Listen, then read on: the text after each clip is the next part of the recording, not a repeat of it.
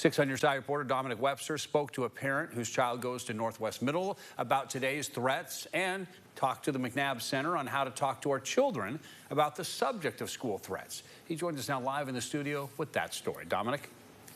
Don, some of those arrests you just mentioned came from Fulton High School, the Richard Yoakley School, and Northwest Middle School. Between those three schools, 4 arrests were made, and it's becoming all too common for parents to have these discussions with their children. Maribeth Heitbrink has a son who goes to Northwest Middle. She told me this evening this is not the first time a threat has been made toward that school.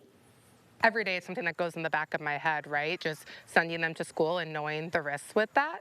But I want to know that they're safe when they go to school, and obviously the threats are coming out, and this is not the first threat that's come out to our school. You know, we had almost a year ago at the same school threats that came out and nothing ever was resolved. So it's something that sat with me, and then with more coming out, and obviously they're doing a better job of trying to solve them, but it still feels like, why is this still happening? Maribeth Heitbrink says she has already had to have multiple conversations with her son about school threats and what to do if something happens. What makes me sad is it's almost, he's become numb to it because it's so normalized at this point, you know, like he was saying he was shocked that it was happening in his school, but in the sense of like, oh yeah, we talked about it, they said there was threats.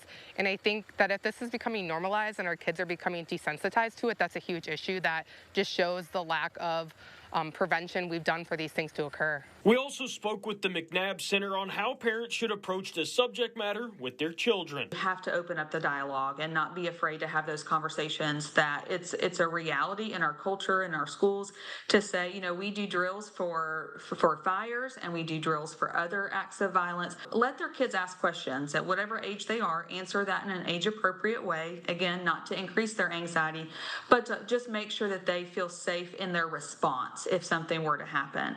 And just making sure that we're starting with that dialogue. Heitbrink says she doesn't want to be at a point where she has to pull her kid from school out of fear. At this point, everything needs to be treated as credible, because I don't want my kid going to school and being scared, and I certainly don't want to have to pull him out of something he enjoys because I'm scared to send him to a place that should be safe. And according to the McNabb Center, the first thing parents need to do when talking to their kids is normalize the feeling of wanting to feel safe and secure when going into a school building. Lindsay Stone also told me knowing your school's protocols and different lockdown types before talking to their kids may help lessen that anxiety when those drills happen. Don.